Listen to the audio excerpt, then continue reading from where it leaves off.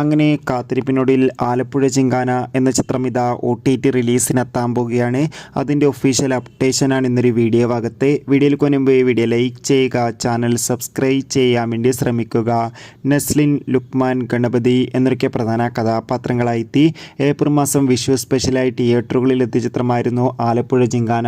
ചിത്രത്തിന് അത്യാവശ്യം ഒരു വിജയം സ്വന്തമാക്കാൻ വേണ്ടി സാധിച്ചിട്ടുണ്ടായിരുന്നു. അതുകൊണ്ട് തന്നെ എല്ലാ സിനിമാ പ്രേമികളും ഒരേപോലെയായിരുന്നു ആലപ്പുഴ ജിങ്കാന എന്ന ചിത്രത്തിൻ്റെ OTT റിലീസിനായി കാത്തിരിക്കുന്നുണ്ടായിരുന്നത്. ഫൈനലി ചിത്രത്തിൻ്റെ OTT അവകാശങ്ങൾ ഇപ്പോൾ ഒഫീഷ്യലായി വിറ്റുപോയിരിക്കുകയാണ്.